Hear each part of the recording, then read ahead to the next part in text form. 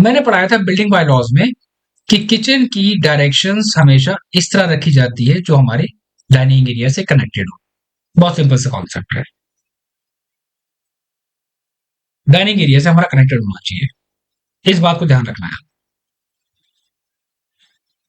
और आपको जो एरिया आप डिजाइन कर रहे हो उस एरिया में आपको ये देखना है कि हर एक चीज परफेक्टली है। अगर हमने इस किचन को यहाँ पर मेंशन करा है, इट मीन्स ये बिल्कुल सेपरेट है। अगर हमारे पास यहाँ पर किचन आ गया तो बचा हमारे पास वॉशरूम का पार्ट, तो मैंने वॉशरूम तो यहाँ पर दिया नहीं है, ठीक है। तो मैंने यहाँ पर सेपरेट एक वॉशरूम दे दिया जो कॉमन हो गया सबके लिए, क्योंकि 600 स्क्वायर फीट का एरिया है, ज्यादा बड़ा एरिया नहीं है, राइट। यहां पर हमने क्या दे दिया, किचन। अब आप प्लानिंग कर रहे हो, ठीक है, समझना बात को। अब आप प्लानिंग सीख रहे हो, किसी को करके नहीं दे रहे हो, ठीक है। ये पार्ट हमें समझ में आ गया। यहां पर हमने क्या दिया है, ओपन स्पेस। ओपन का मतलब ये नहीं है ओटीएस है, ये ओपन स्पेस है। यहाँ पर ओपन स्पेस हमने यहाँ पर कितना दिया। अब ओपन स्पेस के बाद हमारे पास क्या है, वॉशरूम का पार्ट। तो सबसे पहले हम यहाँ पर क्या करेंगे, अगर हम पार्किंग दे रहे हैं, पहले हम स्टेयर्स का एरिया ले लेंगे। ये मैं आगे एक्सप्लेन करूंगा। 2.5 2.5 5 10/9। अभी तो हमें सिर्फ प्लानिंग सीखना है ना, पहले हम प्लानिंग को देख लेते हैं। 10 फ्रंट से मैंने स्टार्ट करा, बचा हमारे पास 4/6।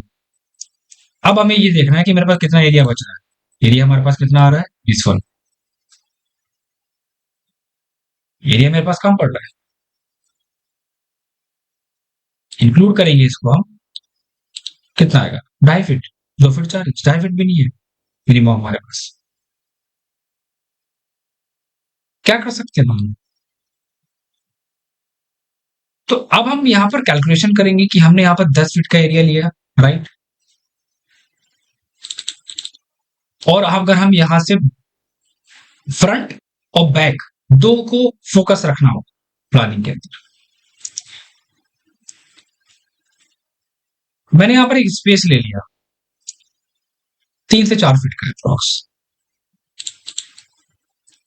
वॉल को अटैच कराया 5 इंच। मेरे पास क्या है, वॉशरूम है, तो 4 फीट ये इनफ है। और डेप्थ हमें रखनी पड़ेगी जो 6 फीट बहुत है।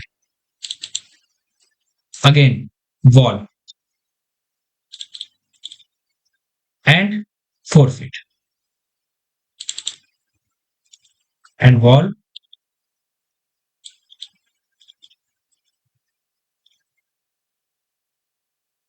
ठीक है। तो अब हमें करना क्या है, ये पूरा एरिया हमें यूटिलाइज करना है। बचा मेरे पास बेडरूम, जरूरी नहीं है एक बेडरूम हमारे पास फ्रंट में, हम एक बेडरूम ऊपर कर देंगे, हम इसको गेस्ट रूम कर देंगे, सिंपल है, वाइट रूम डाल देंगे। तो मैंने यहां पर क्या करा, अब 8/6 8/9 का यहाँ पर एक बेडरूम लिया गया है। 6/6 का अगर हम बेड लेंगे तो 2 फीट का मेरे पास स्पेस बचेगा। तो ये तो पॉसिबल ही नहीं है ना। आपको ये भी देखना पड़ेगा, ये आपको देखना पड़ेगा। मतलब यहाँ पर मैं चीजें एक्सप्लेन कर रहा हूँ, आप बात को समझना कि मैं क्या कहना चाह रहा हूँ। हर एक पार्ट को फोकस कर रहा हूं मैं, कि ये भी नहीं है कि मैं उसको स्पेस को यूटिलाइज भी ना कर सकूं और उसको दे भी ना पाऊं परफेक्टली चीजें। अब मैं रैंडम बना रहा हूं, मैं यहाँ पर चीजों को रैंडम दे रहा हूं कि 2.5 फीट का मैंने यहाँ पर ले लिया है क्या, स्टेयर्स का area 2 feet 6 inches approx, extra part delete. यहां पर हम लेंगे स्टेप्स को 1 2 3, देन एक्सटेंड। ये मैं आगे एक्सप्लेन करूंगा थोड़ा सा और, अभी से समझा रहा हूं मैं। देन अगेन 1 2 3 4, देन और यहां पर हमने और स्टेप ले लिया। ये हमारा कहां जा रहा है, ये डाउन जा रहा है फर्स्ट फ्लोर में, ठीक है। हम क्या करेंगे, उसको रिप्रेजेंट कर देंगे समझने के लिए कि ये हमारा दिस वन। कितना एरिया बचेगा हमारे पास? इतना एरिया बचेगा। ये हम देंगे डोर की ओपनिंग। तो यहां पर हमने क्या करा, प्लानिंग करी ना। यहां पर हमने एक रेफरेंस लिया ना, चीजों को कैलकुलेट अपने माइंड से करा, स्पेस को कैलकुलेट अपने माइंड से करा, लेकिन मैंने एक रेफरेंस लिया ना, राइट। ये पता है मैंने क्यों डिजाइन करा है? ये मैंने डिजाइन करा है एग्जाम्पल वन। प्लानिंग करने का तरीका कैसे सीखना है। पहला बेस आपका।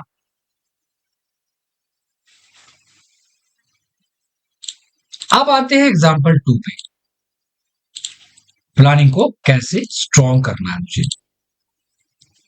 बिना किसी रेफरेंस के, ताकि मेरा माइंड इतना शार्प हो जाए कि अगर हमारे पास 600 स्क्वायर फीट का एरिया आएगा ना, तो मेरे पास 3 से 4 सैंपल मेरे माइंड में ऐसे फीड है कि मैं खुद ब खुद डिसाइड कर लूंगा। अगर मेरे पास पड़ा हुआ है पहले से सैंपल तो मैं उसको एडिट करके दे दूंगा, नहीं तो इतने तो हम क्रिएटिव होने चाहिए कि उस चीज को डिजाइन करके दे सके क्लाइंट। अब एग्जांपल नंबर 2 हमारे पास यहां पर आ गया कि हमने क्या डिसाइड करा कि ठीक है, सारी चीजें परफेक्ट है, हम यहां पर कुछ चीजों को चेंज कर देंगे। कुछ चीजों को चेंज कर देंगे मतलब यहां पर क्या है, कुछ चीजों को चेंज कर देंगे का मतलब है कि ये ओटीएस हमारा शिफ्ट हो गया यहां पर। एग्जांपल नंबर 2, ठीक। ये आ गया इसका पार्ट, ये आ गया हमारे पास। अब मैं इसको कन्वर्ट करूंगा किसमें, अब मैं इसको कन्वर्ट करूंगा बेडरूम में।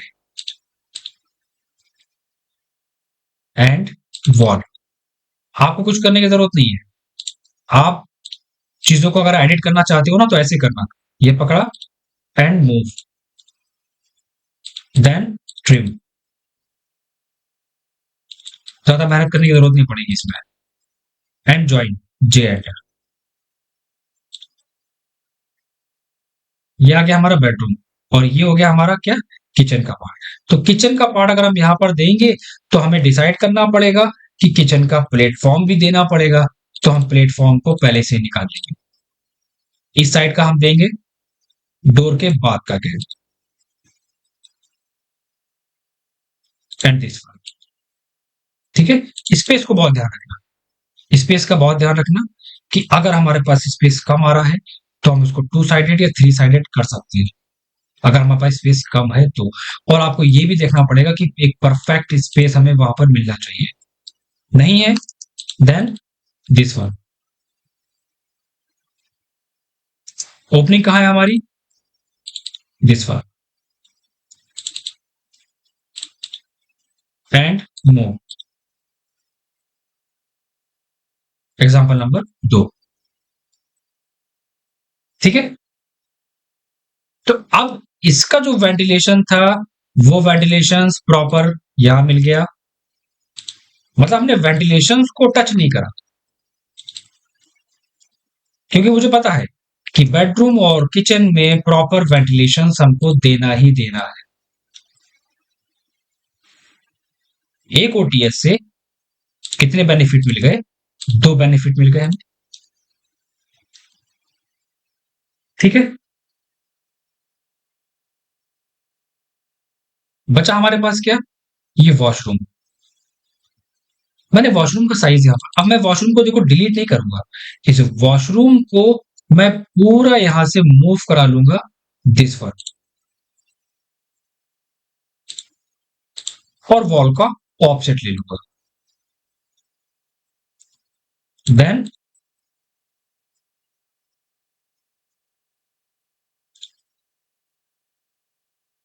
ठीक है, इसको हमने ज्वाइन कर लिया। अब देखो मेरे पास एक ही स्पेस बच गया ना, ये वाला स्पेस हमारे पास बच गया डाइनिंग एरिया के लिए।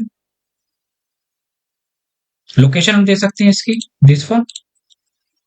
और हमारे पास स्पेस अभी है, मैंने क्या करा, मेरे पास बहुत स्पेस है, ये आ गया और ये एंट्री होगी इसकी। तो अब हम यहाँ पे भी ओपन स्पेस एक ओटीएस डाल सकते हैं, जहां पर हमें बेडरूम के वेंटिलेशन की जरूरत नहीं पड़ेगी। क्यों? ऑलरेडी हम वेंटिलेशन यहाँ पर दे चुके हैं।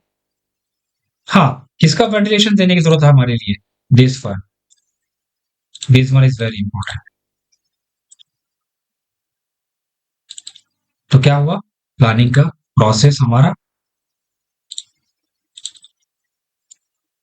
क्योंकि हम यहाँ पर अपना माइंड यूज कर रहे हैं, हम चीजों को रेफरेंस तो ले रहे हैं लेकिन अपना माइंड यूज कर रहे हैं।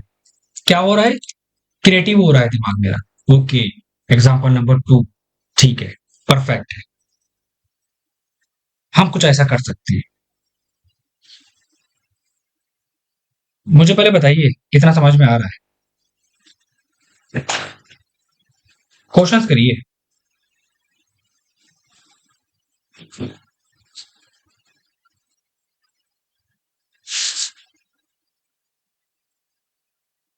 बोलिए।